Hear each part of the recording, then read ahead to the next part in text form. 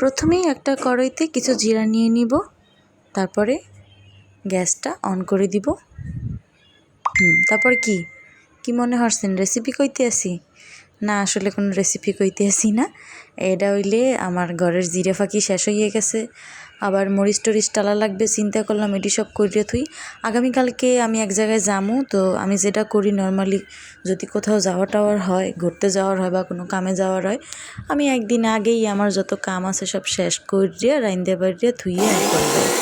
তো এই যে জিরাটা আমি একটু গরম করিয়া তারপর নামাই হালকা একটু ঠান্ডা করলাম, তো ব্লেন্ডারে দিয়ে জিরাটা গুঁড়ো করে লইছি। এরপর তো মরিচ লাগে আমাকে, বিশেষ করে আমার আর আমার শাশুড়ির প্রতিদিন একটু ভাতের লগে একটু শুকনো মরিচ ডলা দিয়ে না খাইলে ভালো লাগে না, একটা অভ্যাস হয়ে গেছে। এটার মধ্যে একটা অন্যরকম মজা আছে।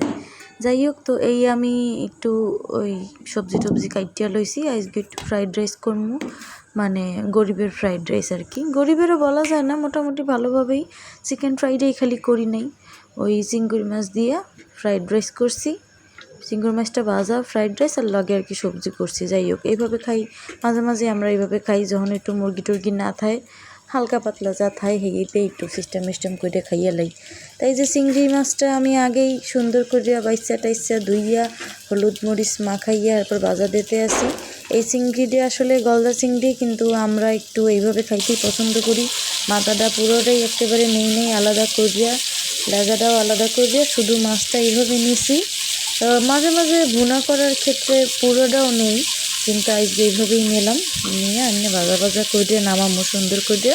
এটা খালি ভাজাই হইবে, শেষের দিয়ে খালি একটু চিংড়ি দিয়া পেঁয়াজ টেস্ট দিয়া একটু লাল করে ভাজা করে নামাই হলাম, শেষ ঝামেলা। তো এখানে আমি কড়াইতে তেল দিয়ে দিছি। এইটাতে কি করবো কম দিই পারলে, এইটাতে আমি করবো আমার ভেজিটেবল, চাইনিজ ভেজিটেবল যেটাকে কয়।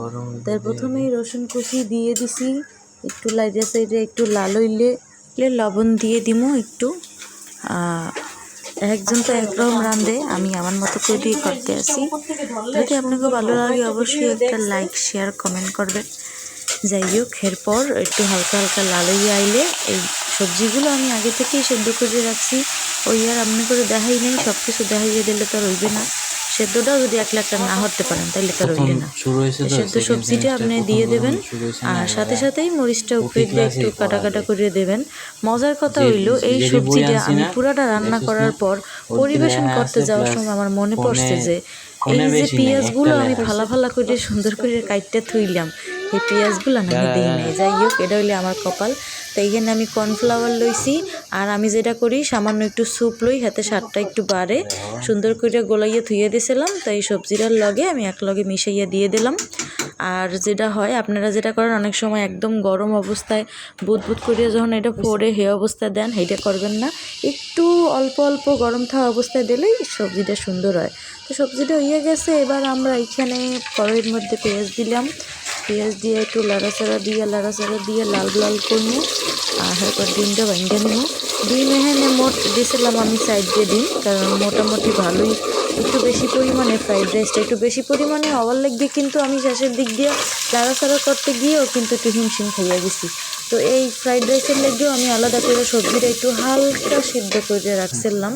80%ও খাওয়া যাইবে না, 60% সিদ্ধ করে রাখছিলাম, কারণ অনেক সময় ফ্রাইড রাইসটা যখন একটু বেশি হয়ে যায়, একটু লাড়াচাড়া দিতে গেলে সেই সময় দেখা যায় যে ভাঙ্গে যায়। তো সেটা যাতে না ভাঙ্গে এর লেগে আমি প্রায় 60-70%-এর মতো সিদ্ধ করে লইছি। তারপরে এই যে ভাজা করলাম, তারপরে পোলার চাউলটাও আমি দিছি, কিন্তু আমার কাছে শেষে মনে হয়েছে যে পোলার চাউলটা আসলে একটু বেশি দিয়ে হালাইছি, রাইসটা একটু কম দিলেও পারতাম। তো যাই হোক, এই রাইসটাও আমি আগে থেকে সেদ্ধ করেই রাখছিলাম, জানেন একটু সেদ্ধ করে রাখলে ভালো হয়। বিশেষ করে ভালো হয় যখন আমরা এইসব ফ্রাইড রাইস টাইপের জিনিস করবো, যদি আগের দিন এইটা সিদ্ধ করে আপনি ফ্রিজে থুয়ে দেন, ওইটা বেশি চমৎকার হয়, কিন্তু সেইটা তো আর করা হইলে না, এটা আসলে হয়ও না করা। তো আমি ফ্রিজে আর রাখি নেই, লগে গরম করে একটু ঠান্ডা হয়েছে পরে রাইন্দে হালাইছি। তাই এখানে আমি জানি না এটা সবাই দেন কি না, আমি সামান্য একটু ফিশ সস, একটু সয়া সস আর হইলো একটু ওয়েস্টার সস দিয়েছিলাম আর দিয়ে দিছি এখানে উপরে ফ্রাইড রাইসের মশলাটা দিয়ে সুন্দর করে লাড়াচাড়া করার চেষ্টা করলাম, কিন্তু মনে হইলে যে রাইসটা একটু বেশি হয়ে গেছে, যে লেগে আমি একেবারে সুন্দর যে ভাজা ভাজা যেই জিনিসটা হেডা হয় নাই, কিন্তু মোটামুটি ভালোই হয়েছে, খারাপ হয় নাই, টেস্ট কিন্তু একদম একেরই হয়েছে। যাই হোক, এই যে পরিবেশন করলাম, খাইলাম দাইলাম, তারপরে এই যে আমরা একটু বিকেলবেলা বাইরে আইছিলাম ঘুরতে পড়তে, আইছিলাম একটা বিশেষ মুড়ি মাখানি খাইতে। এটা আমার বাসায় গনে 5 মিনিটের দূরত্বে এই দোকানটা, 5টা হইতে গনে 8টা পর্যন্ত চলবে। এই 3 ঘন্টার মধ্যে যে খাইতে পারো খাবা, না খাইতে পারলে বাড়ি যাইয়া ঘুমাবা, কারণ এই 8টার পরে আর এটা থাকে না। যাই হোক, আজকের মতো তো এই পর্যন্তই। রাইতের লেগে একটু মুরগির মাংস রান্নাম আর কি। আপনারা ভালো থাকেন, দোয়া করবেন আমার জন্য, আর বেশি বেশি করে লাইক, সাবস্ক্রাইব আর কমেন্ট করবেন। আসসালামু আলাইকুম।